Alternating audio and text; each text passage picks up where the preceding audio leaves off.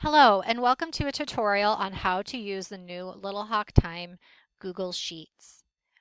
On Thursday, there should have been some documents or Google Sheets shared with you. One of them should be titled Southeast Junior High Teacher Suite 2.0, followed by your last name. I'm going to use Miss Liz El Salami's sheet as my example sheet. So you'll see up here, Southeast Junior High Teacher Suite 2.0, El Salami. When you come up, it should default to the My Homeroom tab, which is open currently. Now you're looking at that and say, oh, there's nothing. But what you'll need to do is come up here to the pull down menu and you're going to find your last name. You can either type it in or select it. Once you have selected it, give it a moment and it should populate your homeroom sheet with your homeroom roster, as you can see here. First thing I would like you to do is to double check your roster and make sure that all students that are listed in your homeroom are on your homeroom sheet. If they are not, I will need you to email me to let me know who is not on that roster that needs to be added. For your work, you really do not need to worry about the student ID. That is just something that we've built into the sheets to help with some of the formulas and the way the sheets work. Students should appear last name first name, and I'll talk here in a moment about this work list and the yellow lines. So that's really step one here, is just to get this pulled up, your homeroom populated. What you can do is go to the top of your page and bookmark, and I don't have that on my screen, but if you go to the top of the sheet that's open, you can bookmark this link, and so then every time you open your sheet, it's going to go directly to your homeroom. Otherwise, it will just come up blank again, and you'll have to continue to select your last name. Also on this sheet, this will be our main sheet that we can actually project to students. So it shows the current week, which we're not having Little Hawk Time this week, but you can also see next week is listed there. It has all the days of the week, even though we don't have Little Hawk Time on Mondays or Thursdays. That's just the way that the sheets are set up. Eventually, when names are put in, and I'll show you that in a moment, you will see things populated in these cells for the current week that we are on for Little Hawk Time. The next tool that you'll need to know how to use is the request tool. So if you come down and you click on request tool, this is something that is absolutely fabulous. So the very first step on requesting students is to please make sure you go to these top 3 boxes. You absolutely have to select a teacher name. So again, if I'm Miss El Salami, I'm selecting my name because I'm going to be requesting a student. Please, this is another important step. You need to either click intervention or reteach. If that's what you're doing, you're pulling them in to help them on homework, give a quiz retake, anything that has to do with academics, you're going to click intervention and reteach. If Miss El Salami is holding an enrichment, she would collect enrichment. But for most of us, this first selection is going to be what we're going to use. And then you're going to select the date requested. And so then I would select whatever date it may be. Let's say it's, oh, well, we don't want it to be Thursday now, do we? Let's say it's Wednesday the 13th. Then what she will do is she has students to request. Now, believe it or not, this is a long list of the 770 students that we have. So one way to do this, and I'll show you now, is to type in a student's last name. I'm going to use Gavin Cook. So as I start to type in his name, he comes up, I select him, and he is going to show up. Now this is also a really awesome thing. So it shows me on here that Gavin Cook is actually available, so that means nobody else has requested him, and it also gives me his homeroom teacher. When I have populated my students to request, I will hit submit. I'm not going to do that now, but when I hit submit, it will let me know that that has been finalized. For right now, I'm going to go ahead and clear my form. And I apologize, this one needed to be authorized, which is fine. So I'm going to go ahead and try to clear that form, and it's cleared. Now, some of you may be saying, I'm thinking about like Bill Pringle, for example, request large amounts of students. Even enrichments do that as well. So the next thing I'd like you to look at then is My Clipboard. If you go to My Clipboard, here is a way for you to keep track of different groups that you would like to request. So what you will do is two things. One, you're going to title the list request. So let's say I'm going to do trumpets because I'm going to have a specific day. I'm going to call in all my trumpet players. And then I can, again, start to look up names this way. Or you'll notice that we have directions here that you can actually copy and paste.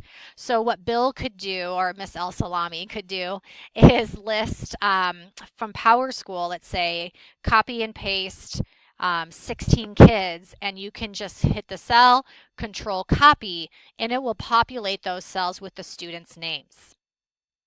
Now, what's great about that then is you have that list on your clipboard every time you need to come back to it. So if it comes to Tuesday and I want to request all my trumpets, I'm going to copy and paste all those cells with all of those names already there.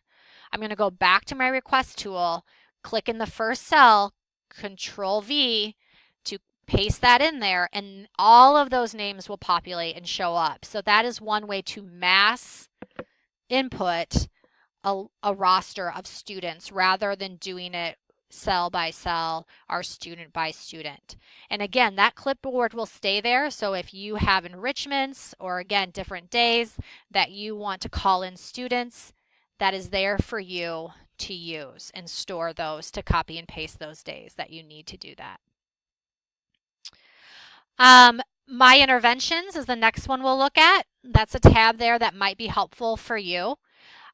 So what will happen here is if I again go to the pull down menu and pull up my teacher name, anyone I have requested for that day, and since I have not requested anyone, you won't see anything. But if I had requested 4 students for Tuesday the 12th of September, their names will show up here.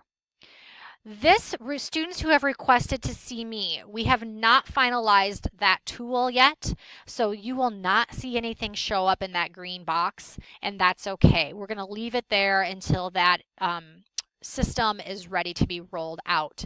But what will be nice for you is to just remind yourself, whatever day it may be, these are the students that I have selected to request to see me. If you are a person that holds enrichments, same thing.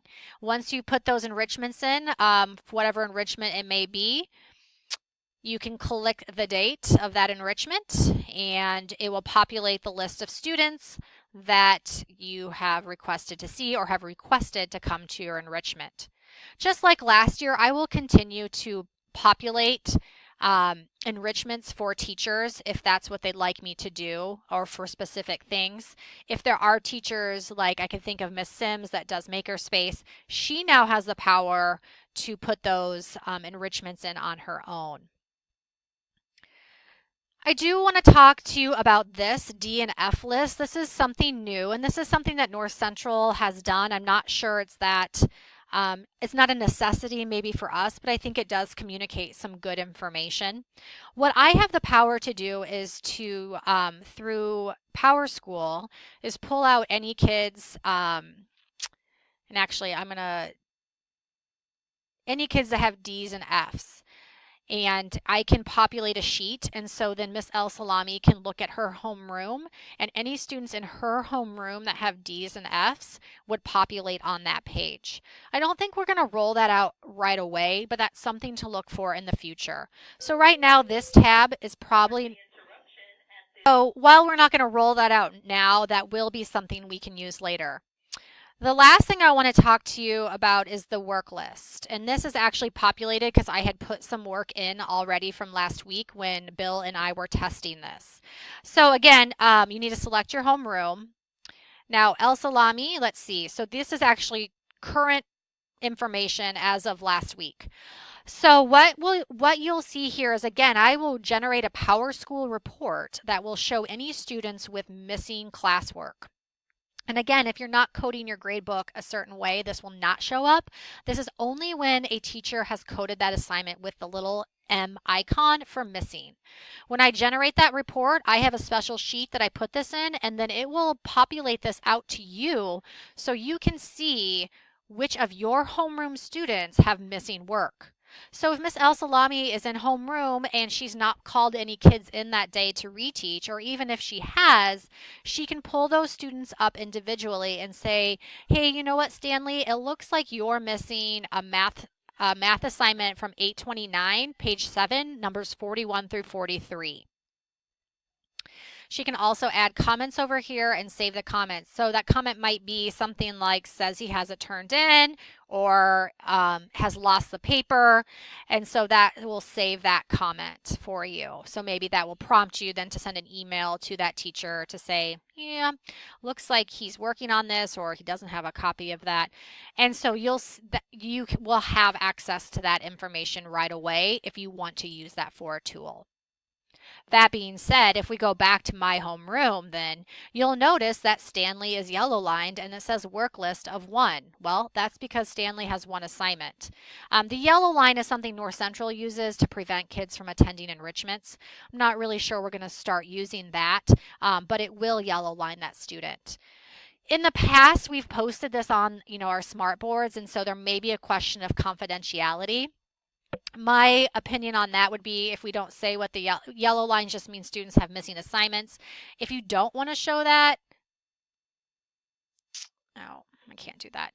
So if you don't want to show that, or we decide we don't want to show that, we can talk about ways around that. But for now, I don't think it's really a confidentiality issue. It just says work list. We don't even need to explain that to the kids. If they ask, that just might mean that a teacher has identified that there's an assignment they could be working on, and that would probably be an easy way around that. I think that's really it. The last thing I want to talk about is just organizing your tabs. A lot of things are locked to you, and that's just really to make sure that we don't mess up with any of the formulas. But what you can do is move your tabs around. So if you know you're never going to use the My Interventions, or excuse me, if you're never going to use the My Clipboard, put it at the very end. Or if you're never going to do an enrichment, put it over here. D and F list should also be at the end. In the student lookup, I don't think you really need to worry about that tab as well.